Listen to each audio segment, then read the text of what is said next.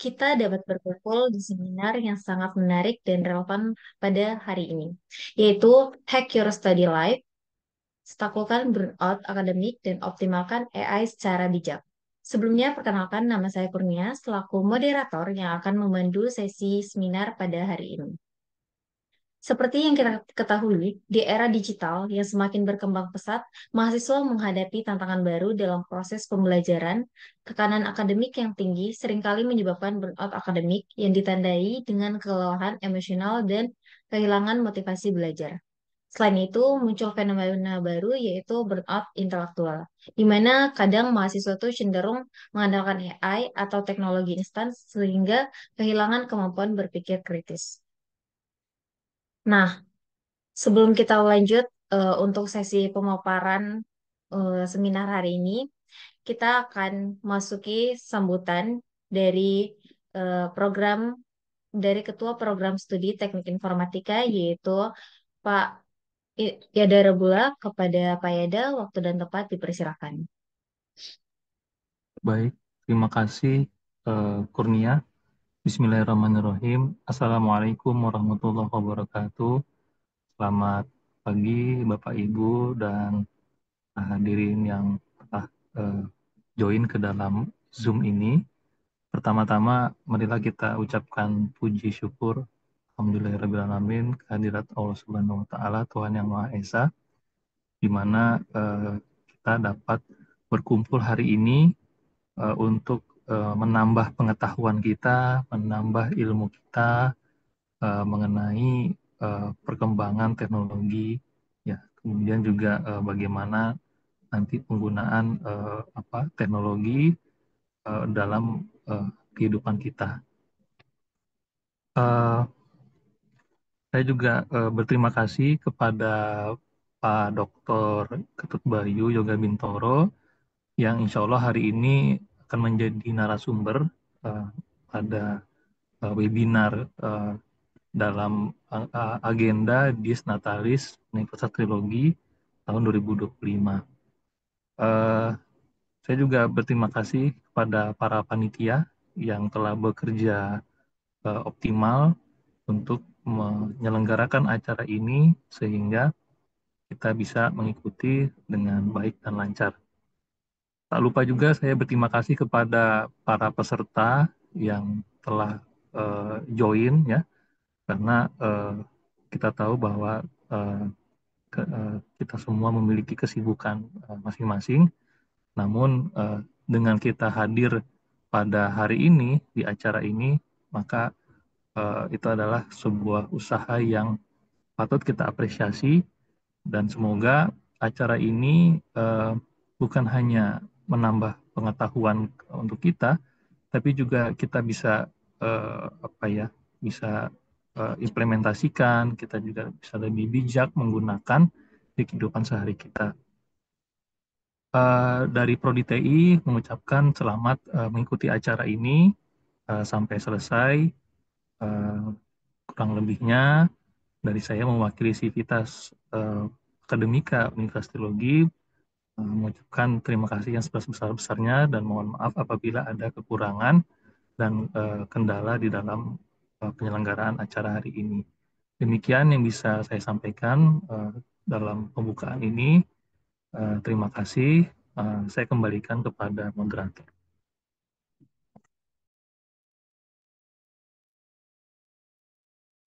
Baik, terima kasih kepada Pak Yada atas sambutannya. Selanjutnya yaitu sesi pemaparan materi yang telah dihadirkan seorang narasumber yang sangat kompeten di bidangnya, yaitu Dr. Andes Ketut Bayu Yoga Bintoro, Eskom MCS, seorang ahli dalam bidang pendidikan dan teknologi yang akan berbagi wawasan serta strategi dalam mengatasi burnout akademik dan mengoptimalkan AI secara bijak. Namun sebelum itu, kita akan mendengar, namun sebelum itu, saya akan membacakan profil singkat dari narasumber kita. Beliau lahir di Jakarta pada 14 Mei 1986.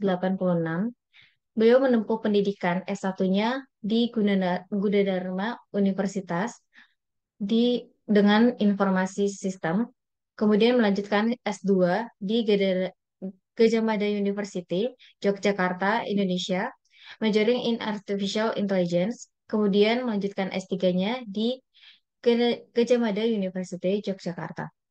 Pencapaiannya yang pertama yaitu Director of Academy, Manajemen Informatika dan Komputer, New Media Bali pada tahun 2013 sampai 2014. Kemudian Lecturer at Department of Computer Science, Faculty of Science and Mathematics, Udayana University di Bali pada tahun 2009 dan 2014. Kemudian lecturer at Universitas Trilogi, majoring in AI and Data Communication Technology pada tahun 2014 sampai sekarang. Kemudian Head of Academic Commission Senate at Universitas Trilogi pada tahun 2024 sampai sekarang. Kemudian LPDP Doctoral Award di Universitas Gadjah Mada pada tahun 2019. Dan yang terakhir, Member of International Association of Engineers. Tanpa berlama-lama lagi, mari kita sambut dengan penuh antusias Dr. Ketut Bayu Yoga Bintoro untuk menyampaikan materi seminar pada hari ini. Kepada Pak Ketut Bayu, waktu dan tempat kami persilakan. Oke, baik. Terima kasih Mbak Kurnia atas bantuan moderator pada kegiatan kita pada hari ini. Baik, sebelumnya, Assalamualaikum warahmatullahi wabarakatuh. Salam sejahtera bagi kita semua. Om Swastiastu, Namo Buddhaya. Sebelum kita mulai, saya juga mengucapkan apresiasi yang sebesar-besarnya kepada Bapak Associate Profesor Yadara Bulah Eskom Mkom sebagai Kaprodi Teknik Informatika, kemudian Mbak Kurnia sebagai salah satu perwakilan mahasiswa yang hari ini berkenan menjadi moderator kegiatan. Lalu segenap panitia yang juga sudah mensupport kegiatan ini, semoga kita bisa saling memanfaatkan kegiatan ini untuk saling berdiskusi, saling bertukar pikiran, sehingga bisa memberikan manfaat bagi kita semua. Amin, gitu ya teman-teman semua. Nah, hari ini kita akan membahas sebuah topik yang ini ya, tidak melulu tentang teknis dalam perkuliahan gitu. Ya, akan tetapi saya melihat faktor non teknis ini itu memiliki peranan yang sangat besar, ya, peranan sangat besar nih untuk keberhasilan seorang mahasiswa, ya, ataupun juga bukan hanya untuk mahasiswa ya, mungkin juga banyak bidang lainnya yang berkaitan atau sedang menempuh studi ataupun sedang mengerjakan sebuah proyek jangka panjang gitu. Ya. Oh ya, sebelum kita mulai Mbak Kurnia, mungkin saya punya waktu berapa menit untuk presentasi? Baik, 20 menit, Bapak. 20 menit, oke, baik. Ya. Nah, jadi tema kita atau topik kegiatan kita pada pagi hari ini itu adalah Hack Your Study Life. Bagaimana menaklukkan burnout, kemudian bagaimana mengoptimalisasikan penggunaan AI secara bijak. Ini terlihat dua bidang atau dua kajian yang tidak ada kaitannya. Tapi nanti kita di akhir akan tahu di mana ada kaitannya antara dua topik ini ya. Jadi ini topik ini sebenarnya agak terpisah gitu. Tapi ternyata di zaman sekarang ada kaitannya gitu ya. Kaitan itu yang akan kita bahas dan kita akan diskusikan pada kesempatan kali ini. Baik, next. Mungkin bisa di next, Mbak Kurnia. Oke, baik. Nah ini latar belakang kenapa kita mengambil atau menyelenggarakan kegiatan hari ini adalah ini. Kami sering banget melihat mahasiswa itu, oke, sebelum masuk ke sana ya, kalau kita jadi mahasiswa berarti kan kita berkomitmen tuh untuk melaksanakan atau menjalani masa hidup kita, ya entah itu 4 tahun, ada yang 2 tahun, ada yang mungkin lebih dari 4 tahun gitu ya. Ada tahapan-tahapan selama masa itu yang kita harus bisa memfokuskan diri, berdedikasi atau berkomitmen di sana. Nah, dalam kajian atau dalam proses mereka belajar sebagai mahasiswa, biasanya mahasiswa itu menghadapi tekanan akademik. Tidak mau, suka atau tidak suka, pasti ada tekanan akademiknya. Ya, yang bisa menyebabkan yang kita sebut sebagai burnout. Ya. Nah, Apa itu burnout? Nih kita akan bahas ya. Boleh di next. Di next, Mbak. Nah, next lagi. Nah, kita akan bahas tentang burnout. Sebelum burnout akademik, kita ngomongin dulu tentang burnout. Nah, istilah burnout itu adalah bisa kita definisikan. Ada banyak sebenarnya definisinya. Tapi ini adalah sebuah kondisi kelelahan fisik, emosional, bahkan mental ya, yang salah satunya disebabkan oleh stres yang berkepanjangan. Ya, stresnya tentunya punya level ya, tapi eh, dialami awal awal mula atau diinisiasi dengan adanya stres berkepanjangan ya, terutama dalam pekerjaan atau studi. Nah, ini sering terjadi nih kalau kita menjalani studi misalnya sudah melewati 1 tahun atau 2 tahun pertama ya. Nah, sehingga kita butuh tuh namanya itu bisa dibilang saling berdiskusi, saling melakukan menjoin komunitas untuk bisa memberikan variasi-variasi tertentu sehingga kita tidak bosan ya. Mungkin salah satunya adalah kegiatan seminar pada pagi hari ini gitu ya. Nah, burnout ini sering sekali uh, sering-sering dimunculkan ya, terutama pada masa pandemi lalu. Pada masa pandemi lalu, saya melihat ada banyak sekali kegiatan-kegiatan webinar yang berkaitan untuk mengatasi burnout ya, karena situasi yang memang saat itu sedang tidak baik-baik saja gitu. Nah, tapi ternyata saya ikuti beberapa kegiatan seminar berkaitan dengan ini dan ini sebenarnya bisa kita manfaatkan secara baik untuk kegiatan studi kita terutama walaupun ini sudah melewati masa pandemi COVID-19 gitu ya. Nah, itu kita ngomongin singkat dengan burnout. Lalu apa itu burnout akademik? Kalau tadi burnout itu kita merasakan kelelahan fisik, emosional, mental secara berkepanjangan, ya, secara luas gitu. Kalau burnout akademik, kita fokuskan untuk adalah masalah kelelahan emosional, mental, physically gitu ya, yang diakibatkan kegiatan akademik nih selama kita menempuh masa studi.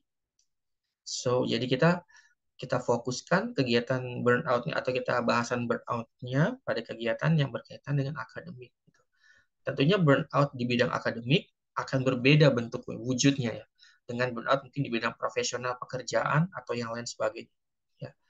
Nah, karena kita di Universitas Trilogi di bidang pendidikan, maka kita akan fokus untuk meningkatkan performance teman-teman di mahasiswa ya, entah di mahasiswa Universitas Trilogi ataupun yang dari luar untuk dapat bisa mengatasi kondisi burnout yang terjadi, yang mungkin terjadi pada diri kita masing-masing gitu selama melakukan studi. Next, semoga waktunya cukup nih, bakurnya semoga lumayan panjang ya.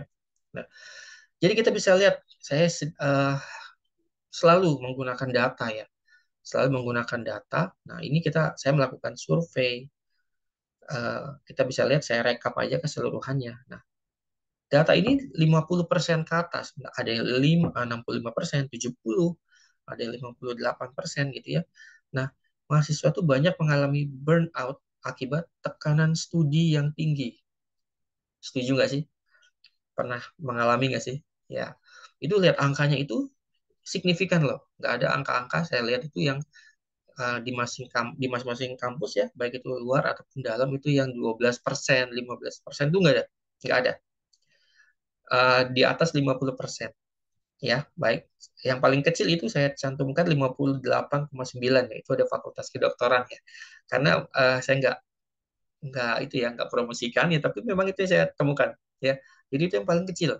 Di atas itu 60, 70, 90 bahkan gitu. Ya, jadi bagaimana nih kita mengatasinya atau mengenali dulu deh, mengenali kondisi burnout itu ya. Lalu kita bisa mengatasi ataupun mengakali ya supaya tidak menjadi berlarut-larut sehingga mengurangi kemampuan atau studi belajar kita selama jadi mahasiswa gitu. Next. Baik. Nah, selain ada kelelahan dari internal kita, dari diri kita nih, baik itu kelelahan secara fisik ataupun stres ya. Ternyata burnout itu juga banyak sekali disebabkan oleh perilaku kita ya dan terkait juga kebiasaan-kebiasaan kita yang tidak tidak menunjang atau tidak menanggapi dengan serius adanya burnout dalam diri kita. Nah, saya meinikan lagi apa namanya, meluaskan lagi pencarian datanya. Nah, ternyata saya menemukan bahwa salah satu indikasi atau burnout itu juga makin tinggi angkanya karena kita banyak menggunakan sosial media dengan tidak tepat. Ada porsi yang berlebih kita setiap hari dalam peningkatan sosial media dibandingkan dengan pengguna atau fokus kita belajar sebagai mahasiswa. Ya, jadi kita bisa lihat tuh di sini ada 64,7% mahasiswa mengalami burnout level sedang. Ya. Nah, mungkin kalau ada waktu lebih lengkap lagi kita akan bahas tuh ada level awal, level sedang, dan level tinggi. Tapi rasanya di pertemuan kali ini kita nggak akan bahas secara mendalam ya. Nanti mungkin ada yang bertanya boleh diadakan di tahap pertanyaan saja. Gitu. Nah, jadi kita bisa dari berbagai macam paper yang saya baca ada korelasinya, ada hubungannya nih antara burnout dengan kebiasaan kita memberikan porsi yang berlebih terhadap penggunaan sosial media, baik itu Instagram atau Facebook atau yang lain sebagainya, ya. Sehingga burnout ini itu ya salah satunya diperparah gitu ya. Selain tadi ada di internal kita yang muncul dari mental dan psikologis kita, diperparah parah lagi dengan penggunaan media sosial ini. Gitu. Next. Lalu, nah mungkin teman-teman mahasiswa sudah sangat ini ya, udah sangat familiar dengan istilah FOMO ya, nggak mau ketinggalan gitu. Nggak mau ketinggalan dengan sesuatu yang lagi hype gitu ya di luar sana. Jadinya ada lebih banyak waktu untuk dia men-scroll, mencari informasi tentang update-update setiap hari. Nah, itu salah satu juga yang menyebabkan eh, apa ya waktu-waktu produktif kita akhirnya terpakai atau terbuang untuk mencari update-update yang sama sekali atau mungkin kurang bermanfaat untuk studi kita. Ya. Lalu di sini ada istilah cyber loving. Ya, cyber loving mungkin bahasa lainnya tuh distraksi atau gangguan. Nah, kita bisa lihat tuh 53% mahasiswa dia FOMO juga, kemudian dia melakukan distraksi gitu ya. Distraksi itu gangguan bentuknya macam-macam sekali. Contohnya, saya yakin sih teman-teman banyak yang bermain game. Jadi ada waktu dalam satu hari mungkin nggak tahu tuh bagaimana caranya membagi porsi bermain game, kapan dia harus berolahraga, kapan dia harus berkomunikasi dengan yang lain gitu ya. Nah, itu uh, tidak bisa membagi waktu dengan baik sehingga terjadi distraksi. Makin itu berulang setiap hari, makin distraksi itu menjadi sebuah pembenaran bagi dirinya. Sehingga saat dia kembali lagi menghadapi tugasnya, menyelesaikan tugas akademiknya di kampus ataupun di pekerjaannya, biasanya ngeblank, nggak tahu harus mulai dari mana. Ya, apakah teman-teman semua pernah mengalami seperti itu? Ya, saya yakin sih pasti pernah ya, walaupun sedikit pun pasti pernah. Ya, bahkan ada yang sangat parah sekali sampai nggak tahu, nggak ada motivasi sama sekali untuk melanjutkan itu. Nah, itu udah level yang berbahaya gitu ya. Sehingga memang kita butuh nih uh, melakukan apa ya, mengakali situasi ini sehingga kita bisa uh, mengatasinya gitu ya, melewatinya. Nah, kajian-kajian ini sebenarnya juga saya sebagai pembicara itu juga pernah juga mengalaminya karena tentu saja saya pernah menjadi mahasiswa lalu pernah merasakan berbagai tahapan yang panjang tentang studi, tantangannya juga banyak sehingga mungkin ke kegiatan kali ini juga saya akan campurkan dengan pengalaman saya sebagai mahasiswa dan bagaimana cara mengatasinya, terutama berkaitan dengan burnout akademik. Next. Nah, ini kita udah mulai masuk ke tentang fokus ke gejala burnout akademiknya. Nah, ini kita ngomongin gejala ya. Tadi saya bilang itu ada gejala fisik, ada gejala emosional atau mental yang mungkin nanti berimpact pada perilaku kognitif kitanya. Gitu. Nah, kita mulai dari yang paling uh, terlihat gitu ya. Terlihat yaitu physically. Nah, biasanya gejalanya itu sering kali ya itu mudah lelah ya, terus lebih gampang stres ya, nggak bisa tidur misalnya tiba-tiba dosennya WA nih hari ini harus 2 hari lagi harus dikumpulkan dalam tugasnya dalam bentuk seperti ini gitu ya. Nah, baru membaca aja itu udah langsung teng gitu ya. Ada semacam bom ya di kepala. Nah, itu bikin langsung stres, nggak tahu harus ngapain dan sebagainya ya. Jadi belum memulai aja udah merasa lelah gitu. Udah merasa lelah itu dalam arti aduh, ini gimana ya? Mendingan eh, aku ngerjain yang lain aja deh supaya lebih stres dulu pikiranku. Nah, jadinya arahnya ke distraksi ya tadi saya sebutkan di slide sebelumnya itu ya. Nah, kita bisa lihat tuh 67% mahasiswa melaporkan kelelahan fisik sebagai gejala utama burnout akademik. Tadi itu salah satunya. Tapi ternyata karena pendidikan atau kegiatan akademik itu panjang dalam periode tahunan, sehingga secara alami kita juga mengalami kelelahan fisik gitu. Ada momen-momen tertentu kita memang mengalami kelelahan gitu ya. Nah, secara alami ya, walaupun kita perform setiap saat gitu, setiap hari kita tetap melakukan tugas, tapi memang secara natural, secara alami kita memang akan mengalami atau ada fase di mana kita akan mengalami gejala kelelahan seperti ini gitu.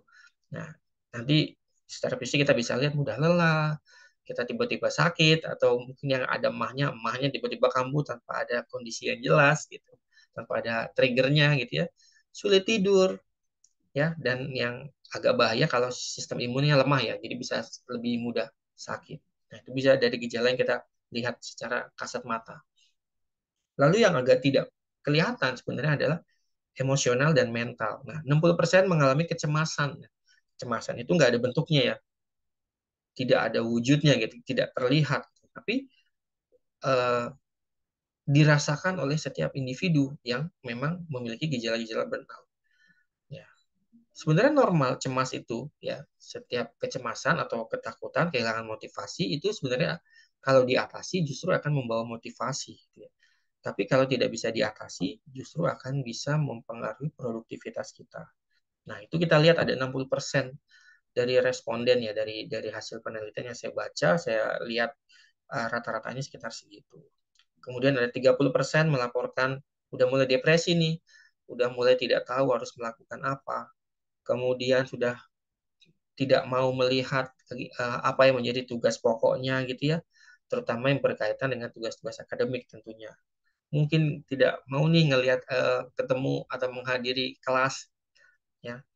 Nah, atau tidak mau ketemu dosen pembimbingnya kalau memang itu dia sedang tahapan skripsi dan lain sebagainya. Nah, itu banyak sekali bentuknya gitu ya. Dan masing-masing orang itu kadang bentuknya itu sangat unik-unik gitu, tidak tidak apa ya, tidak seragam gitu.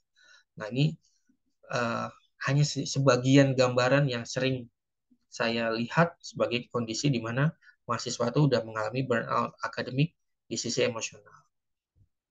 Lalu, jika masuk lagi ke kognitif dan perilaku, tentunya kalau fisiknya udah terganggu, emosional terganggu, biasanya mengarahnya ke perilaku. Ya, jadi udah mulai susah tuh berkonsentrasi. Tadinya baru masuk perkuliahan, lagi semangat, bisa fokus dia 1,5 jam, 2 jam. Begitu udah semester 5 6 udah hanya bisa 10 menit fokus 100%-nya. Kemudian eh, apa di kelas, misalnya ya kalau kita berkuliah, fisiknya di kelas tapi pikirannya udah kemana-mana, ya kan? Ya, tapi itu sebenarnya nggak terjadi di mahasiswa-mahasiswa baru tuh kayak lagi semangat-semangatnya, itu jarang ya. Makanya eh, cenderung lebih perform di awal-awal tuh, tapi begitu sudah level udah lebih tinggi, udah mulai tuh perilakunya sudah mulai berubah, kemudian udah mulai banyak postpone atau delay apa ya postpone itu menunda dan sebagainya. Nah, itu sangat-sangat terkait dengan dua faktor yang tadi, fisik dan emosional yang sudah dijelaskan. Tuh. Lalu 50% mahasiswa mengalami burnout akademik, sulit mengingat materi yang dipelajari. Nah, tuh.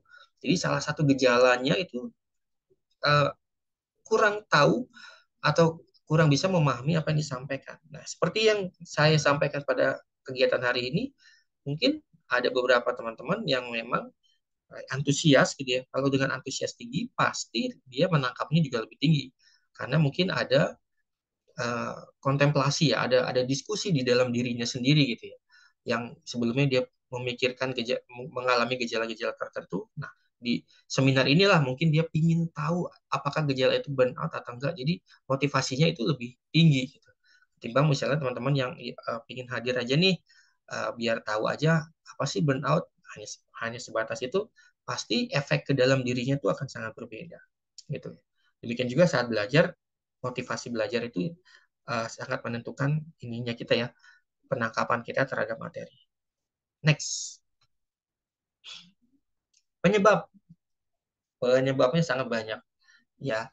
Nah, ini 72% itu berkaitan dengan beban studi yang berlebihan. Bisa juga dialami teman-teman yang paginya bekerja, malamnya kuliah. Kuliahnya jadinya banyak tugas dan sebagainya. Atau banyak tugas, memang secara alami banyak tugasnya gitu. Jadi ada beban berlebihan di mana beban tugas itu memiliki level tertentu di luar dari kemampuannya dia. Tuh.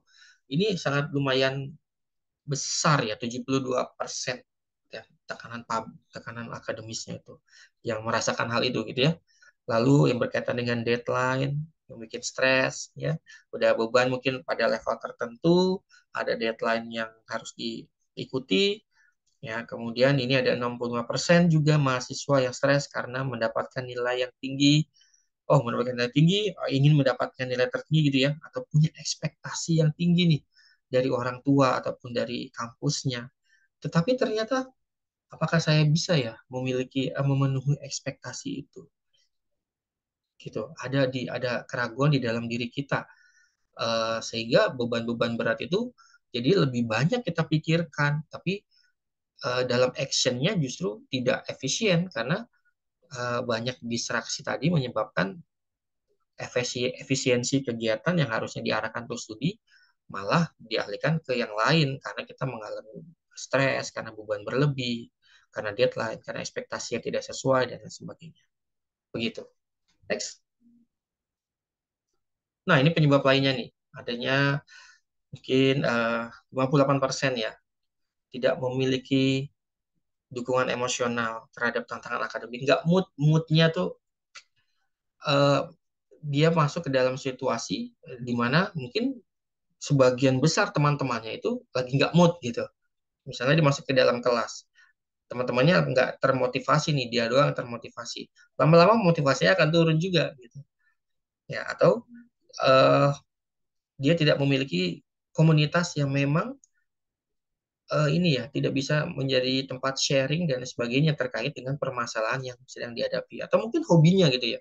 Kadang kita ngomongin hobi itu menjadi sebuah komunitas salah satu jalan yang kita bisa manfaatkan untuk menghilangkan rasa stres itu. Jadi perlu dukungan sosial di sekitar kita sebagai mahasiswa. Nah, kemudian ada kurangnya manajemen waktu, tidak tahu kapan harus istirahat, kapan harus mengerjakan tugas, kapan harus makan, ya, kapan harus bermain dan lain sebagainya. Nah, yang berikutnya ada tekanan finansial. Tidak bisa dipungkiri ya bahwa memang kalau studi itu biasanya punya tekanan finansial tertentu. Kita butuh pendanaan. Kadang pendanaan itu naik turun kan ya. Nah, itu eh, salah satu faktor di luar faktor internal di dalam dirinya gitu ya, yang akan lebih memperparah atau meningkatkan eh, peluang terjadinya burnout secara akademik ini. Tidak bisa dipungkiri gitu. Makanya perlu cara pandang, cara berpikir yang out of the box gitu ya, untuk yang sehingga kita bisa mengatasi sendiri nih tekanan-tekanan finansial, bagaimana manajemen waktu, kurangnya dukungan sosial dan sebagainya, sehingga kita tetap bisa perform pada setiap perkuliahan atau momen-momen akademik yang memang bisa menunjang kegiatan akademik kita. Gitu. Next. Ya, dampaknya ini lebih kepada ini sih ya. Tadi adalah rangkuman dari yang sudah saya sampaikan. Nah, tadi ada kelelahan fisik, kehilangan motivasi, kecemasan, depresi, kesulitan konsentrasi, penurunan performa, menarik diri dari sosial ya. Bisa aja saja seperti itu. Misalnya mendapat IPK yang tidak sesuai ekspektasi. Ya, biasanya waktu SMA, SMP, SMA dia juara terus gitu, ke kampus berkuliah ternyata IPK-nya turun ya, di bawah 3 gitu misalnya.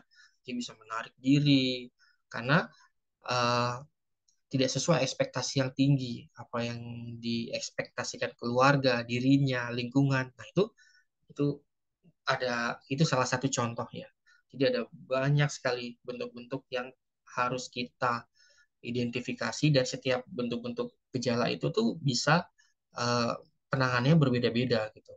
Ya, mungkin di sisi psikologis itu lebih dipahami ya. Karena kita di bidang IT, jadi mungkin kita akan lihat secara garis besarnya aja dulu. Ya, gitu. Next, itu dampaknya. Solusi. Nah, ini solusinya yang paling penting nih. Tadi itu ada masalah, ada gejalanya. Lalu gimana Pak solusinya? Sebenarnya untuk ngomongin solusi ini, sejujurnya ini bisa satu seminar sendiri sebenarnya. Ya, setiap titik-titik itu, setiap poin-poin itu tuh punya ada tips dan triknya sebetulnya gitu. Ya, dan kita bisa latih dia hari per hari gitu. Ya, tapi kalau kita lihat, saya lihat dari garis besar dulu ya. Perlu manajemen waktu dan priority, kemudian penguatan mental dan emosi, aktivitas fisik, dukungan sosial, kendali waktu, dan yang terakhir tuh gunakan AI tools dengan bijak. Ini nomor terakhir ini sebenarnya nggak ada sebelumnya gitu. Tapi dengan era yang baru ini muncul, saya munculkan di sana. Ya, tapi nanti kita akan bahas itu. Kita lihat bahas yang 5 teratas secara umumnya. Nah, solusi yang ada di sini sebetulnya ya itu adalah kegiatan-kegiatan yang dulu tuh saya pernah ngalamin gitu, yang saya lakukan untuk mengatasi untuk mengatasi burnout yang saya alami gitu. Saya mengalami burnout itu saat saya menyelesaikan atau sedang proses studi S3. Ya, itu prosesnya bisa 4 tahun atau 5 tahun seperti itu. Di mana di setiap langkahnya itu sangat-sangat berat gitu. Dengan deadline tertentu, dengan level yang tinggi, sehingga apa namanya bukan perlu ya, tapi memang secara alami akhirnya mengalami kelelahan. Kelelahan itu akhirnya terisi nih dengan distraksi, gangguan-gangguan, lebih banyak main sosial media, kemudian apa namanya, untungnya saya nggak main game gitu ya, jadi nggak pernah main game, jadi sosial media, kemudian kegiatan-kegiatan yang dalam tanda petik itu jadi pelarian ya, jadi pelarian ya dari kegiatan yang harusnya kita selesaikan. Nah, ini yang saya pertama kali lakukan biasanya secara umum kalau manajemen waktu itu saya menulis tuh setiap hari saya mau eh, yang pertama saya harus komitmen dulu, yang kedua tuh saya menulis hari ini jam segini sampai jam segini saya harus melakukan apa. Nah, salah satu yang saya lakukan secara terus-menerus, mungkin sampai hari ini, yaitu adalah saya nggak main HP dari jam tertentu di pagi hari. Jadi kalau pagi hari bangun, itu HP nggak saya sentuh tuh. Ya, tidak saya sentuh nih. Dalam artian, HP itu adalah distraksi terbesar untuk kita di pagi hari, menurut saya. Ya, karena begitu main HP, udah mendengar berita-berita yang harusnya bisa nanti dipikirkan, akhirnya dipikirkan tuh. Jadi bisa saja jadi efeknya jadi nggak mood, atau nggak jadi pengen sarapan, nggak nafsu makan kayak gitu ya. Nah, itu salah satu yang saya manage gitu. Kemudian tidak main HP di malam hari. Di malam hari itu main HP tapi kita batasi waktunya, misalnya sejam seperti itu ya, tapi kita batasi ya. Jadi di antara jeda main HP ataupun sosial media itu kita bisa menentukan prioritasnya. Oke, saya main HP nih jam 10 misalnya. Habis itu saya melakukan tugas ini itu. Jadi kita susun. Jadi waktu pagi kita disusun untuk melakukan prioritas 1, 2, 3, 4 itu misalnya. Ya. Nah, itu salah satunya yang saya lakukan. Nah, kalau kita bisa diskusi lagi, misalnya ketemu di kampus, berdiskusi dalam bentuk group discussion gitu, wah itu akan seru banget. Ya, mungkin next time kita bisa lanjutkan ya. Kemudian ada penguatan mental dan emosi. Yes, ternyata bangun pagi, kebiasaan bangun pagi dan melakukan aktivitas pagi yang positif itu sangat memperkuat mental kita dan emosi kita sepanjang hari. Jadi kuncinya ada di pagi hari ya. Dan nutup malam hari menjelang kita tidur gitu. Jadi itu ternyata lebih baik diisi misalnya dengan berdoa, ya lebih banyak berdoa, menenangkan diri, menikmati apa yang ada di sekitar kita. Misalnya ya, kalau teman-teman di rumahnya mungkin ada eh, tanaman yang biasanya setiap hari kalian lewati aja, nggak pernah tahu itu bagusnya, indahnya nggak pernah tahu. Coba deh kamu coba perhatikan di pagi hari indahnya tanaman itu, ya. Wah, itu ternyata memiliki efek yang tidak langsung tapi lumayan kuat gitu saat kita memberikan fokus kita pada hal-hal yang tadinya kita tidak tidak melihat itu sebagai hal yang penting. Ternyata itu dengan kita melihat, kita memberikan fokus, kita bisa belajar dari apa yang ada di sekitar kita gitu. Nah, itu saya temukan, saya coba latih di setiap hari, sehingga kita bisa menikmati tanaman, tumbuhan, ataupun apa yang ada di sekitar kita, gitu. Entah itu kendaraanmu ataupun apanya gitu ya, kita bisa menikmati fase-fase momen-momen yang produktif ya sambil ngelatih pengembangan mental kita. Nah, ini kita juga bisa diskusi banyak banget di sini.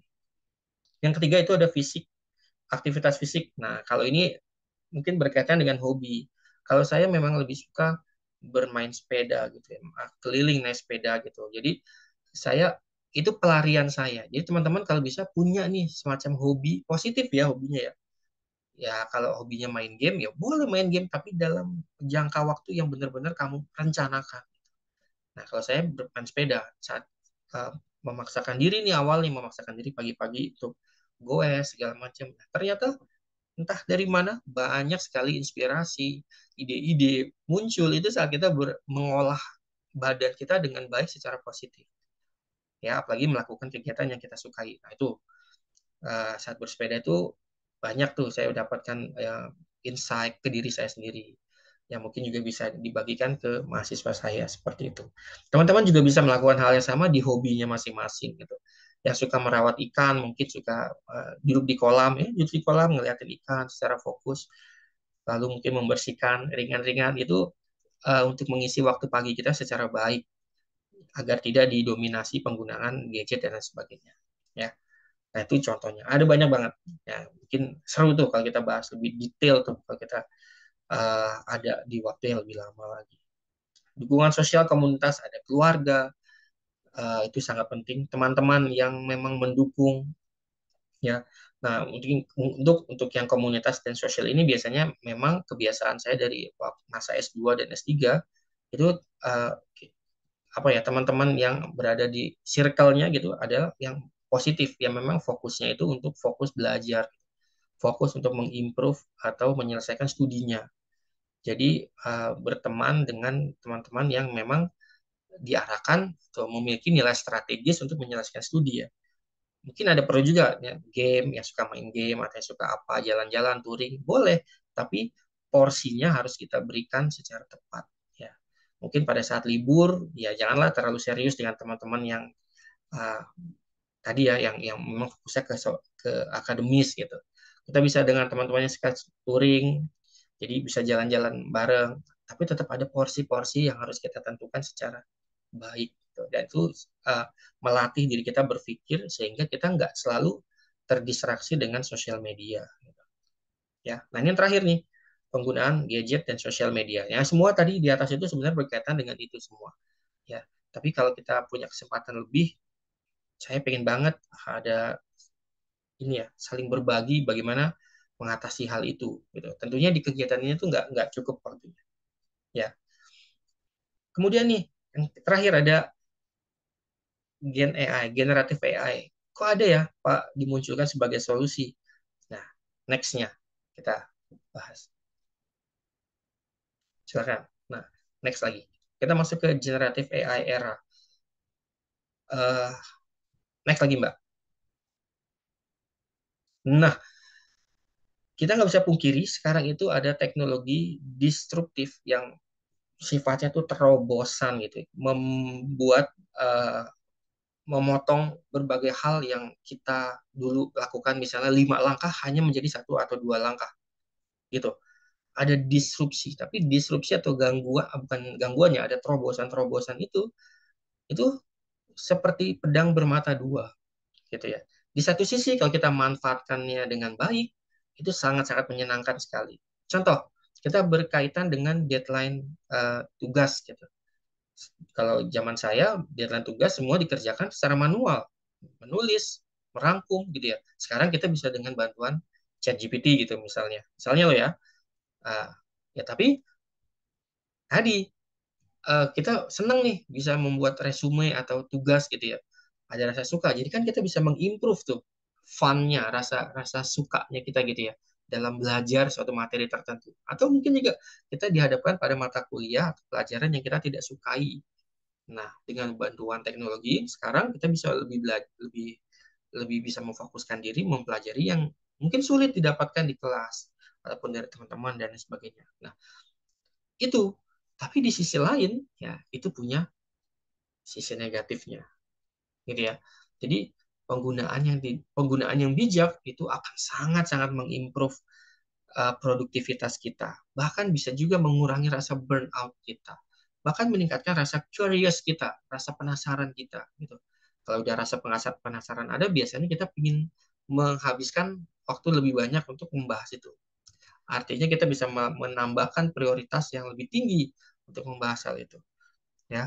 Nah, di sini saya melakukan survei iseng-iseng kecil-kecil 31 research paper yang berkaitan dengan penggunaan generatif AI pada mahasiswa.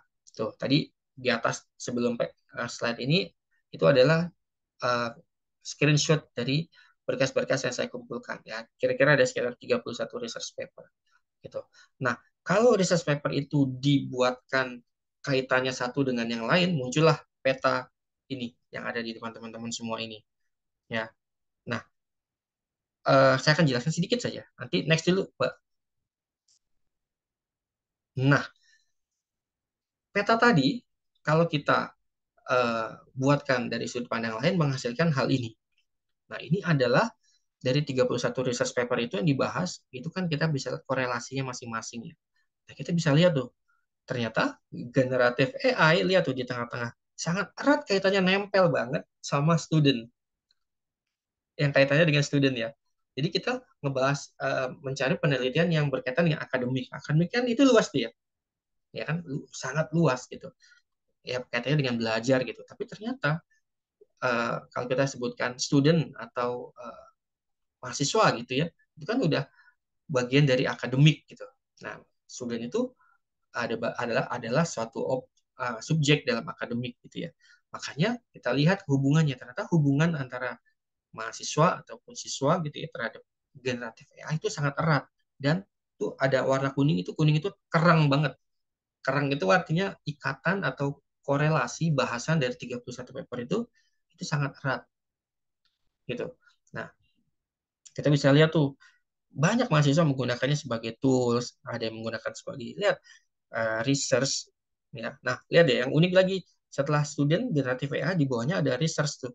Researchnya nggak terlalu kerang tuh ya. Jangan-jangan banyak mahasiswa yang tidak menggunakan generatif AI itu untuk kaitannya berkaitan dengan research. Di mana mungkin research itu sebenarnya adalah salah satu output penting dalam kegiatan akademik kita sebagai mahasiswa. Tuh, untuk apakah mereka menggunakannya? Nah, itu pertanyaan lebih lanjut lagi. Ya, masih ada kaitannya dengan studi, tapi sedikit yang ngomongin research. Yang paling pojok yang reproduction, nah, itu adalah kelompok kecil di mana sebenarnya ujung-ujungnya itu sebenarnya kita harus mereproduksi sesuatu, menghasilkan karya atau output sesuatu. Ya, nah sebelum kata reproduction itu adalah generatif AI. Ternyata untuk menghasilkan reproduction di zaman sekarang 3 tahun belakangan ini banyak hasil-hasil yang berkaitan atau di generate gitu ya, atau dikolaborasikan gitu, mengintegrasikan antara kemampuan manusia dengan bantuan AI, entah itu ChatGPT, DeepSeek, Gemini dan lain sebagainya. Nah, pertanyaannya, apakah itu akan meningkatkan reproduksi? Kalau itu akan meningkatkan reproduksi, output kita itu akan baik. Kalau tidak, tentunya itu akan jadi bumerang gitu. Nah, ini adalah fakta-fakta yang saya temukan selama saya melakukan pencarian beberapa tahun ini. Next. Nah, AI itu adalah sebuah disruption atau terobosan yang mengganggu dalam tanda kutip. Jadi banyak hal-hal yang berubah kan dengan adanya AI ini. Ini bukan hanya wacana, tapi kalau teman-teman melakukan research yang memang valid, kalian akan temukan ada banyak sekali gangguan-gangguan dari terobosan-terobosan AI ini. Ya, dan itu adalah hal yang wajar. Setiap zaman pasti ada sebuah disrupsi-disrupsi yang harus diapakan ya namanya, harus dimaknai secara baik gitu. Sehingga sisi positifnya kita bisa ambil, sisi negatifnya kita bisa minimalkan, tapi rasanya sangat sulit dihilangkan gitu. Angkanya kita lihat tuh, selalu di atas 80%. Artinya AI sudah banyak sekali berkaitan dengan kegiatan uh, yang berkaitan dengan studi gitu. Dipakai untuk bikin paper, buku, dan lain sebagainya, dan lain sebagainya. Tuh, ada di 92% di Inggris, karena papernya banyak yang dari luar negeri, makanya mohon maaf ini kita bisa lihat itu dari luar negeri semua gitu ya. Karena saya ambil dari Scopus, Science Direct, dan lain sebagainya. Hanya sedikit yang dari dalam negeri gitu. Karena untuk validasi dari hasil yang bisa saya sampaikan pada kegiatan hari ini. Nah, itu kita bisa lihat tuh ada 92% menggunakan AI dalam studi mereka. 86% untuk menyelesaikan tugas-tugasnya. Kalau tadi ngomongin studi secara luas, ini 86-nya untuk menyelesaikan tugasnya. Nah, itu apa tugasnya? Gitu ya. 90% mengintegrasikan bekerja sama dengan AI untuk studi mereka. Nah, itu contoh-contohnya. Artinya ini bisa bermakna positif loh untuk reproduction-nya atau produksi atau output-nya. Tapi bisa juga bermakna negatif. Nah, makna negatifnya kita akan bahas sebagai inti dari seminar hari ini. Next.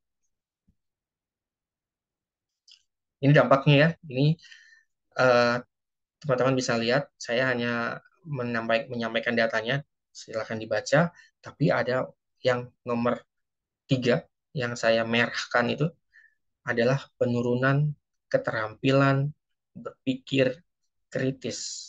Ya, jadi salah satu yang saya lihat eh, sedikit mengkhawatirkan tentang adanya disrupsi AI ini adalah yang saya merahkan itu, penurunan keterampilan berpikir kritis. Next. Masih ada waktu, Mbak Kurnia? Udah lewat? Iya Pak, waktunya sudah habis. Tapi Oke, dilanjutin aja Pak sampai akhir. okay. Baik, baik, baik. Nah, ini saya percepat ya. Pengaruh AI terhadap prestasi. Nah, tadi kalau kalau tugas itu akan berkaitan dengan output produksi kita, kalau ini udah lebih jauh lagi nih tentang prestasi kita. Ternyata 55% mahasiswa menggunakan AI untuk beban-beban tugas yang berat, udah mulai yang terdapat ketergantungan penggunaannya selama sekitar 41%, ya. Sehingga tadi di slide sebelumnya ada indikasi 38% penurunan daya berpikir kritis. Sekarang daya berpikir kritis itu mempengaruhi efektivitas belajar kita juga. Tuh. Jadi kita jadi nggak kritis, mungkin juga kita jadinya nggak tahu kita mau belajar seperti apa, karena udah pakai AI aja deh, udah pakai ini aja deh. Jadi kita nggak mengembangkan kemampuan belajar kita sendiri yang punyanya kita sendiri, gitu. Dimana kalau kalian kuliah bukan di zaman ini gitu ya, mungkin 10 tahun ke belakang, banyak orang-orang hebat itu hebat karena dia memiliki kemampuan menciptakan caranya dia belajar sendiri gitu, yang dia bisa bagikan ke orang lain gitu. Nah, itu tidak saya lihat di masa-masa 3 sampai 3 sampai 5 tahun belakangan ini semenjak kemunculan AI ini. Lanjut. Ya. Oke, pertanyaannya, adakah hubungannya? Tadi Bapak ngomongin AI, tadi ngomongin burnout. So, apa hubungannya? Apakah ada hubungan keterkaitan antara peningkatan AI dalam saya sebut spesifik generatif AI yang seperti macam ChatGPT itu ya, yang sering kali kita gunakan untuk melakukan studi terhadap fenomena burnout yang luas terjadi di mahasiswa. Burnout ini adalah burnout akademik yang sudah saya tadi jelaskan ya secara umum gitu. Next. Yes. Nah, apa? Oke, ini aja. Baik, ada istilah baru ternyata, ya. Dari AI ini ternyata ada istilah baru, baru tapi lama sebenarnya. Tapi sebabnya beda gitu. Baru tapi lama, tapi disebabkan oleh hal yang berbeda, gitu ya.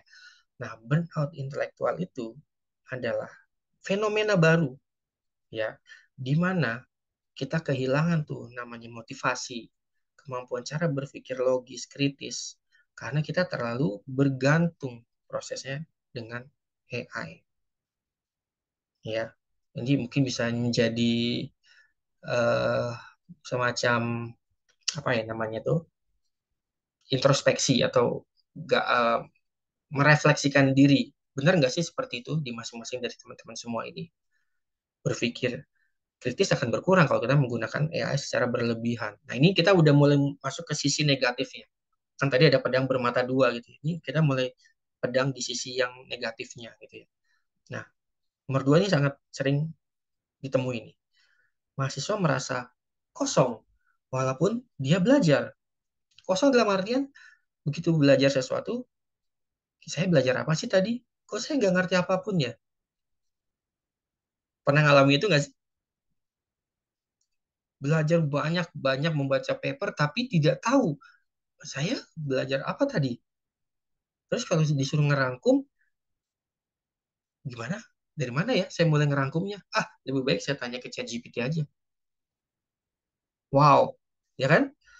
Artinya kita tidak lagi mengembangkan kualitas dari menciptakan cara belajar kita yang paling efektif. Kita jadi berkurang tuh kontemplasinya atau diskusi dengan diri kita sendiri untuk meningkatkan performa kita sendiri itu berkurang karena gap itu diisi oleh penggunaan tools AI ini gitu ya. Jadi kita tidak bisa berpikir kritis kreatif lagi, bukan tidak bisa, saya ganti, berkurang probabilitasnya gitu. Penggunaan berpikir kritis yang lebih banyak atau berpikir yang lebih out of the box, yang lebih kreatif itu berkurang.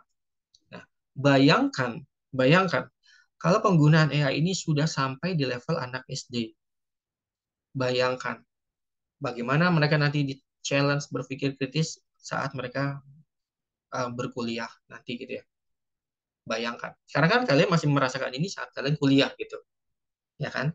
Udah di level yang tinggi. Bayangkan kalau anak kecil sudah mengetahui ini dari awal, mereka tidak bisa kreatif, tidak bisa kritis, tidak tahu harus melakukan apa, lebih manja jadinya, lebih mengandalkan perangkat, lebih banyak menggunakan gadget. Wow, wow, itu sangat luar biasa sekali.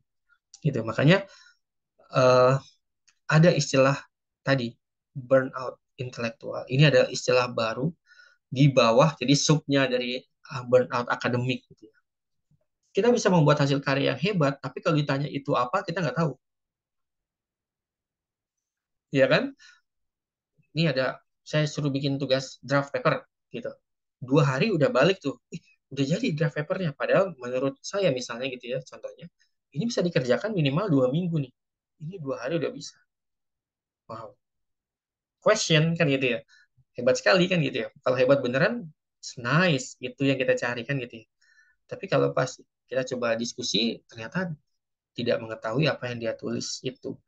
Nah, itu contoh kekosongan. Itu ada contoh dari burnout akademik yang real, yang kita bisa lihat. Tidak kasat mata, tapi kalau kita berdiskusi, berkomunikasi, itu kelihatan gejala-gejalanya itu. Nah, coba teman-teman nanti mulai berapa ya namanya tuh, menilai, mengevaluasi diri kalian sendiri. Oh, itu namanya burnout akademik ya. Kenali itu. Gitu ya. Oh, kenali itu. Jadi kita kalau udah kenal, nah, kita bisa tahu nih, oh saya maunya diapain ya supaya kita nggak supaya saya tidak masuk ke dalam fase itu kayak gitu. Kenali dulu ya. Jadi kalau kalian uh, berteman juga kan harus kenal dulu ya, baru kalian memutuskan mau temenan sama dia atau enggak kan gitu ya. Itu analoginya ya. Sama nih, kalau kita nggak kenal ya gimana kita mau kenal dia baik atau enggak kan gitu. Kenali dulu, lalu gunakan kecerdasan kalian, logika, kreativitas kalian untuk nih menghindari atau mengurangi potensi burnout intelektual ini. Jadi kalian lulus S1 atau S2 atau S3 itu memang punya kemampuan itu.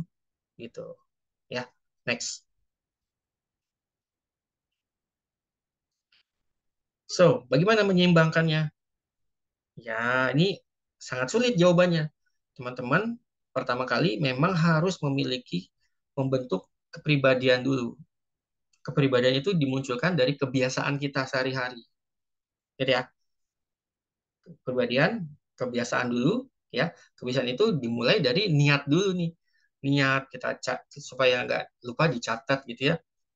Nah, perbaiki itu dulu perlahan-lahan sehingga saat ada apapun challenge-nya, entah itu di dalam disrupsi AI ini segala macam, itu kita bisa melihatnya secara proporsinya tepat gitu. Oh, ini bagus buat ini, tapi jangan digunakan untuk ini. Oh, ini bagus untuk ini, tapi jangan dipakai untuk ini, gitu. Ya, itu muncul jika dan hanya jika ya. Jika dan hanya jika kita mendisiplinkan kita dulu, kita membentuk perilaku kita dulu ya, karakternya kita dulu ya, yang dimulai dari bangun tidur. Dimulai saat kita bangun tidur menelaah pikiran kita setiap hari gitu. Nah, sehingga kita bisa menjawab keempat-empatnya ini nih. AI bisa juga dipakai untuk membantu mengurangi beban akademik. Nah, jadi kan sifatnya positif gitu ya. Tapi cara penggunaan AI-nya itu yang harus kita pahami kan gitu ya. Ini bisa dibuat ini, tapi wah, saya harus paham batasannya gitu kan. Nah, ini kita harus pahami supaya saya tetap bisa ngerti, tapi saya juga bisa produktif gitu, ya kan? Lalu berkaitan dengan etika, Pak. Tentunya kira-kira kalau dengan ini dimarahin nggak ya? Ini dengan marahin nggak ya? Nah, ada etika. Ini secara etika baik nggak ya untuk itu? Nah, itu udah banyak lagi. Ini ada kaitannya mungkin dengan metodologi penelitian ya, kalau ada sedikit bahasanya di sana. Nah, ini berkaitan. Ini adalah sebenarnya fase-fase berpikir ya saat kita mau menggunakan itu gitu. Ya, kita harus menyeimbangkan. Terus yang keempat, membangun rasa percaya diri. Dan makin kamu pakai tools itu semakin banyak, semakin hebat kamu bikin karya, tapi kamu tidak tidak melakukannya step by step hingga meningkatkan kualitas kamu, kamu akan nggak percaya diri nanti. Malah rasa ketidakpercayaannya diri itu lebih tinggi ketimbang orang yang belajar tidak tuntas, tidak sampai level yang menggunakan AI secara masif, tapi dia pasti punya confidence yang lebih baik gitu. Dia lebih baik dan dia lebih bermanfaat untuk orang sekitarnya. Itu bisa untuk sharing, dia bisa mengajarkan ke orang lain, entah itu keluarganya, entah itu adiknya, entah itu temannya gitu. Karena dia mengembangkan dirinya gitu. Lanjut. Next. Nah, ini kesimpulannya. Nah, mudah-mudahan dengan memahami apa yang saya sampaikan, kita bisa membedakannya. Pertama, apa itu burnout akademik, dan tadi kita sudah bahas tentang burnout intelektual yang merupakan istilah baru ya dari adanya burnout ini. Gitu. Ya, sebabnya beda sebenarnya. Sebabnya ini karena adanya disruptive AI ya. Jadi sebenarnya zaman dulu juga ada burnout akademik ya. Cuma seperti saya nggak belajar apa-apa ya hari ini gitu. Tapi tidak disebabkan oleh AI gitu dulu ya. Mungkin lebih ke kemampuan kita sendiri gitu. Atau mungkin sarapannya kurang, istirahatnya kurang kayak gitu. Jadi fokusnya berkurang gitu. Kalau ini ditambahkan dengan adanya generatif AI. Jadi bisa menghasilkan hal yang baik, yang hebat, tapi dia nggak tahu itu apa gitu ya. Kemudian kita bisa menggunakan AI dengan bijak tanpa kehilangan keterampilan berpikir kritis, menciptakan karakter kita dalam belajar, meningkatkan komunikasi kita, meningkatkan empati kita kepada orang-orang atau masyarakat di sekitar kita. Nah, itu yang lebih mahal daripada perkuliahannya menurut saya gitu. Lalu strategi menjaga keseimbangan ya antara kapan saya harus menggunakan teknologi, kapan saya harus stay dengan kemampuan saya sendiri. Ya, tetap produktif tanpa kehilangan makna dalam proses belajar. Next. Oke, baik. Saya rasa itu akhir slide kita. Mohon maaf, saya yakin ini udah lebih dari 20 menit ya. Tapi kita bisa baca sedikit quote, nah di mana sukses itu ya kadang tidak perlu bekerja keras gitu ya. It's about working smarter, lebih cerdas bekerja, lebih pintar bekerja gitu ya. Lalu ya tidak kalah pentingnya adalah kita harus menjaga diri kita sendiri, mengenali potensi diri kita sendiri sehingga kita nantinya akan bisa bermanfaat untuk orang lain di sekitar kita. Itu yang paling mahal ya dari proses yang kalian sedang lakukan ini. Saya pikir itu Mbak Kurnia yang bisa saya sampaikan. Saya kembalikan ke Mbak Kurnia untuk tahap selanjutnya. Terima kasih.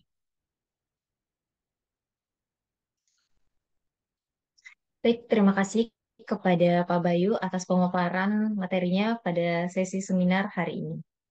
Baik, selanjutnya yaitu sesi tanya jawab kepada para peserta yang ingin bertanya. Silakan mengangkat tangan pada fitur Zoom atau bisa menuliskan pertanyaannya di kolom chat.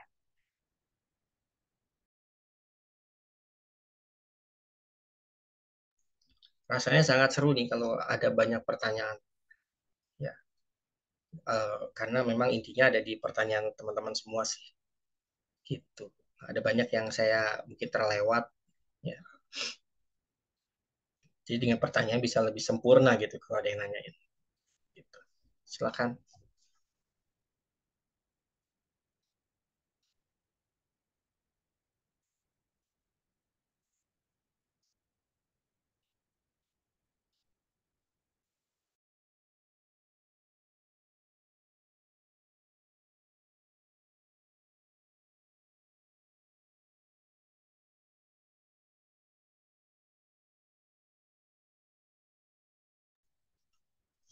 Oke, udah ada. Silakan Mbak Kurnia. Next. Baik, eh, untuk teman-teman yang ingin bertanya, dipersilahkan angkat tangan. Baik, mungkin saya mulai dulu kali ya, Pak. Sebenarnya Boleh. saya sangat-sangat tertarik dengan apa pembahasan kita di sesi seminar hari ini, karena mungkin teman-teman juga udah familiar sama yang kata burnout itu.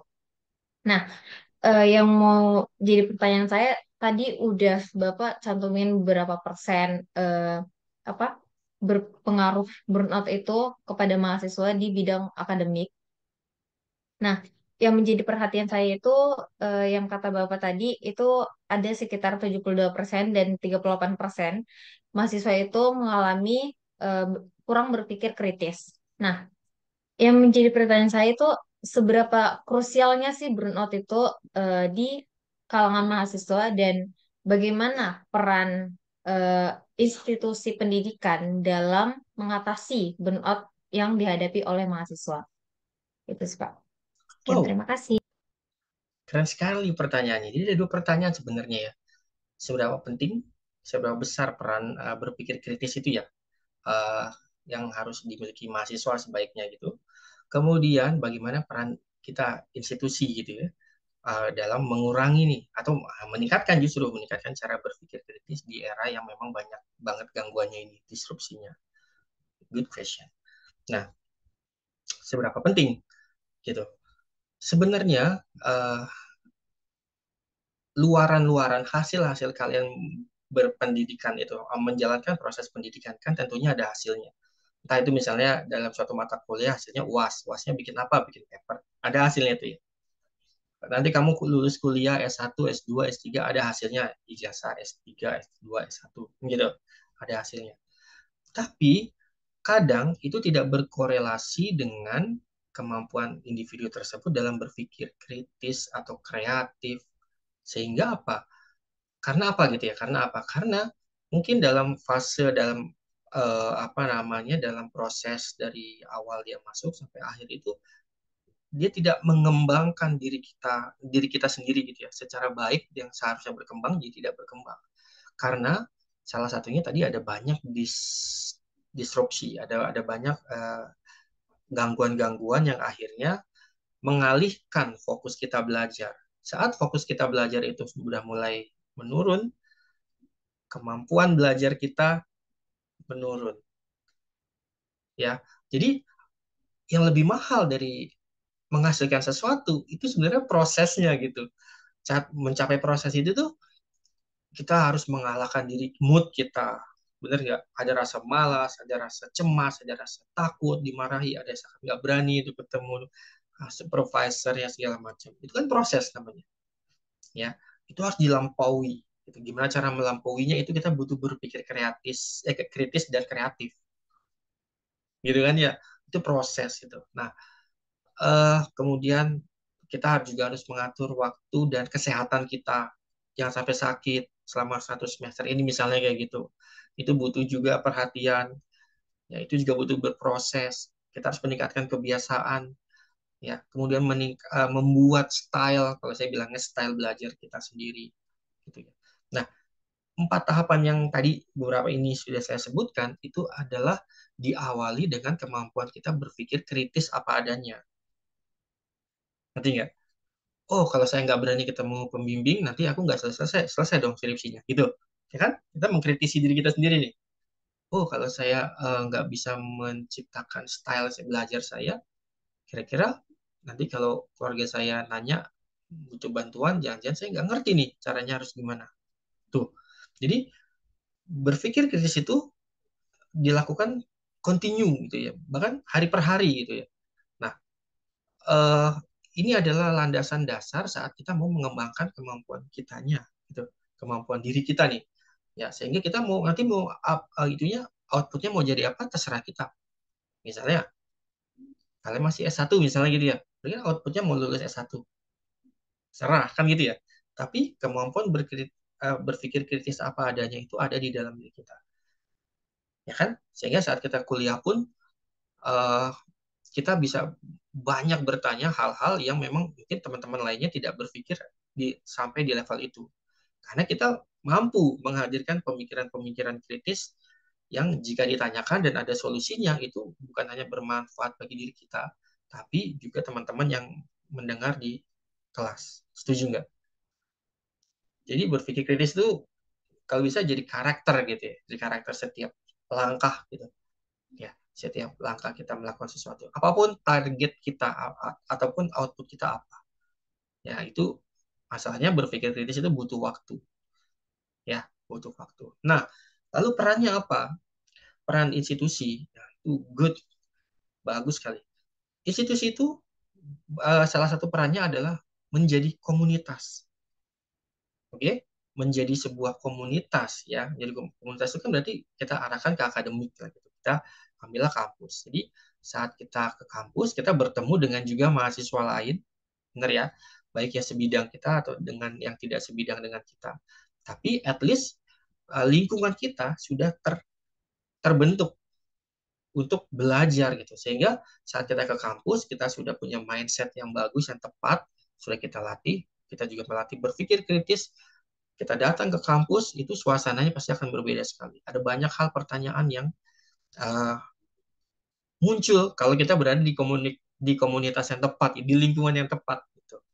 Contoh, gampangnya gini, kamu datang ke perpustakaan tapi nggak tahu mau nyari buku apa, ya kan? Gini-gini aja gitu namanya. Ya kalau orang Bali namanya bilang kilang-kilang gitu, gini-gini aja gitu ya. Nyari aja yang nyaman. Ya. Tapi kalau kamu udah tahu mau ngapain, langsung search, oh bukunya ini. Jadi tinggal milih, saya mau buku temanya sama, saya mau buku A, buku B, buku C, buku D. Mana yang paling cocok dengan saya? Berpikir kritis dong. Mana yang paling cocok dengan style saya, dengan apakah ini si penulis ini, ataukah penulis ini. Tuh, sama saat kita memilih jurnal. Ada jutaan jurnal. Kita kalau kita berpikir kritis, saya harus mencari jurnal yang memang top level. Jadi apa yang saya sampaikan memang valid gitu. Itu tidak muncul kalau kita uh, tidak dilatih berpikir seperti itu. Yang penting jadi gitu, ya kan? Nah, institusi tadi adalah sebuah komunitas. Jadi kalau kita berkumpul di lingkungan yang sama dengan niat yang meningkatkan kualitas kita, pasti vibes-nya atau auranya itu berbeda gitu ya. Jadi ketemu teman di pasar sama ketemu teman di kampus beda dong pasti, ya kan ya. Nah, kita sebagai komunitas di sana kita juga bisa menjadi apa ya meningkatkan sorry itu menyangkut suasana belajar akademik selama di universitas gitu. Lalu kedua ini adalah institusi bisa kalian manfaatkan sebagai jejaring kalian ya dari kampus kamu dari banyak daerah ngumpul di satu kampus bisa jadi jejaring kalian dan nanti bisa jadi teman kalian dalam mencari pekerjaan dan sebagainya. Itu networking ya bahasa kerennya ya. Lalu kampus juga menyediakan fasilitas, mungkin internet, mungkin laboratory, mungkin juga perpustakaan, yang bisa kalian manfaatkan seluas-luasnya untuk bisa menghasilkan karyamu atau meningkatkan kualitas dirimu gitu ya. Cuma karena kita nggak tahu bagaimana memanfaatkannya, ya perpus hanya dilewat-lewati aja. Setuju nggak? Ada koneksi internet bukan buat belajar, tapi untuk main game bareng-bareng. Kan bisa gitu ya. Jadi distraksinya, pemanfaatannya jadi berkurang karena masing-masing dari individu kita tidak bisa ini ya apa mengelola daya berpikir kita menjadi sebuah perilaku yang bisa bermanfaat gitu untuk sekitarnya. Bayangkan kalau dalam satu kelas 50 orang misalnya, 40-nya itu berpikir kritis dan punya karakter masing-masing. Sehingga 10 orang lagi pasti akan ke bawah. Gitu ya. Nah, itu sih dari saya Mbak Kurnia. Sebenarnya ada banyak ya perannya tuh ya, termasuk juga dari sisi legalitas, kemudian fasilitas, kemudian penyediaan profesionalnya atau dosen-dosennya atau pengajarnya, stafnya gitu ya. Jadi udah banyak banget, tapi itu mungkin yang bisa saya rangkum secara singkat gitu, Mbak Kurnia. Mudah-mudahan menjawab. Baik, Bapak, terima kasih. Mungkin kita buka satu pertanyaan lagi ya, Pak. Ini ada pertanyaan dari Ahmad Surya. Izin bertanya, apakah burnout akademik bisa menyebabkan seseorang kehilangan minat terhadap bidang studinya? Hmm, Silakan, Bapak. apakah bisa menyebabkan seseorang kehilangan minat akan bidang studinya? Oke, oke. Nah gini, makanya gini, kalau kita ngomongin burnout, kita kita tahu kita ada gejala tadi seperti sedikit yang sudah saya sampaikan, ya. Nah, itu kan kita bisa menyerah pada situasi itu kalau kita tidak punya ilmunya, gitu ya. Kalau kondisinya kita menyerah, artinya kita tahu kita nggak termotivasi, kita lelah, gampang pusing, gitu ya. Lalu kita, udahlah, saya mendingan nggak usah kuliah aja, misalnya kayak gitu. Berarti kan kita menyerah atas kondisi itu, ya. Nah, berarti burnout akademik bisa berpotensi menghasilkan yang tadi itu, ya, berpindah atau tidak jadi kuliah atau apa, gitu kan? Nah, tapi kalau kita mengetahui, oh gejalanya seperti ini, oh kayaknya ada di saya deh berapa persennya, oh berarti cara mengatasinya seperti ini. Nah, fokuslah pada bagaimana cara mengatasinya, sehingga kita bisa melihat hal itu secara apa adanya. Benar nggak? Apapun jurusan yang kamu ambil, kalau kalian bisa improve di sana, keren juga, gitu. Ya kan? Apakah saya tidak pernah mengalami burnout akademik? Burnout gitu, saya ngomongnya burnout aja deh. Sering, ya kan? Apakah itu jadi pertimbangan saya misalnya berpindah jurusan? Tidak jawabannya. Gitu. Karena apa? Burnout itu kan internal kita. Kalau kita perbaiki, eh, bisa lebih cepat larinya gitu. Artinya performance kita bisa lebih cepat larinya apapun bidangnya. Tapi kalau kita menyerah pada kondisi itu, bisa ada kemungkinan itu menyebabkan berpindah jurusan atau apa. Karena semua yang dilihat akan salah. Misalnya, misalnya saya nggak suka kode program nih, gitu ya. Lalu saya belajar kode programming. Kayaknya saya salah jurusan nih. Orang saya sukanya menggambar kok, gitu. Ternyata belum tentu saat gambar, diajarin gambar, itu dia suka. Ternyata gambar susah ya, gitu. Kayaknya saya sukanya di sini deh. Terus saja kayak gitu-gitu terus prosesnya. Selama kita tidak bisa mengatasinya itu, mengatasi burnout itu, ya. By the way, burnout tidak akan jadi masalah kalau kita berhasil mengatasinya. Kita ngambil keputusan untuk bisa mengatasi itu. Itu yang paling penting. Itulah yang kita makanya gunakan acara seminar ini gitu. Saya berharap ada kegiatan lain lagi yang kita bisa ketemu face to face. Wah, seru banget itu. Ya, gitu. Baik, terima kasih, Ya. Pak, atas jawabannya. Bagaimana Ahmad Surya? Apakah sudah cukup? Oh ya, Pak, ini ada satu lagi pertanyaan dari Dimas Rimuladi. Oke, sudah katanya terima kasih. Apakah faktor lingkungan bisa berdampak terkenanya burnout? Ini pertanyaan terakhir ya, Pak, untuk sesi Oke, seminar hari ini. oke baik. Salah satu tidak tidak mutlak. Oke, jawabannya itu. Jadi lingkungan itu salah satu adalah ada salah satu faktor yang bisa mempengaruhi burnout gitu. Nah, eh, dan itu mempengaruhi cara pandang kita. Contoh, kalian eh, kuliah, lalu kalian punya kelompok belajar gitu. Kelompok belajar ini satu visi nih sama kalian nih, sukanya sama gitu, belajar gitu ya misalnya. Itulah kelompok lingkungan kalian. Jadi setiap hari mungkin kalian ketemu teman-teman itu untuk belajar sekitar 3-4 jam gitu ya. Pasti akan mempengaruhi cara berpikir kalian saat kalian sama-sama menjalankan tantangan sesuatu terkait studi di lingkungan yang bareng-bareng itu ketimbang saat kalian nanti ketemu teman-teman yang tidak memiliki lingkungan yang selaras gitu ya. Ini temannya suka main game, yang satu lingkungan kamu sukanya main sukanya belajar gitu. Ya kan? Kamu bisa lihat tuh main game itu enak tapi nanti efeknya begini begini begini gitu ya. Kritis dia, ya kan? Kritis karena lingkungan tempat dia belajar itu memang mempengaruhi dirinya dia gitu.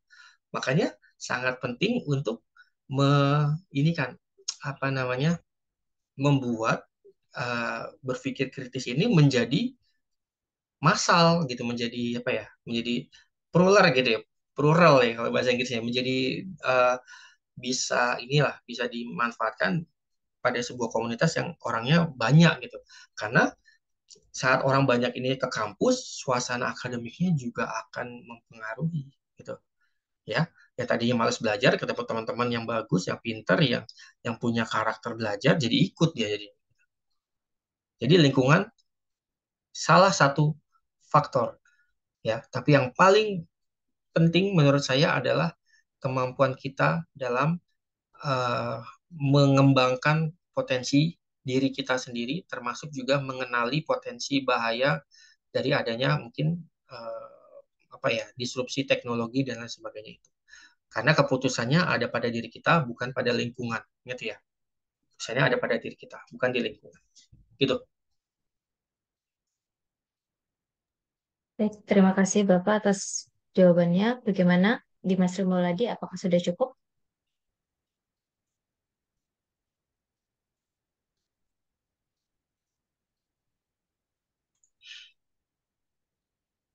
Baik, untuk sesi tanya jawab pada seminar hari ini telah selesai.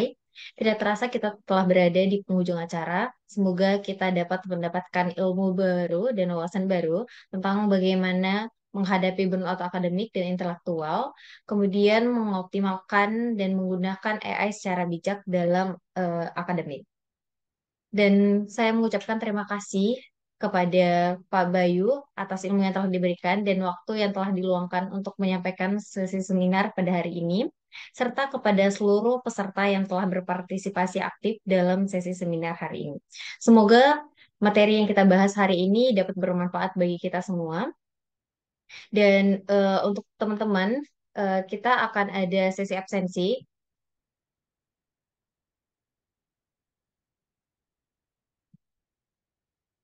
Sesi absensi akan dikirimkan di kolom chat. Jadi bagi teman-teman, sebentar.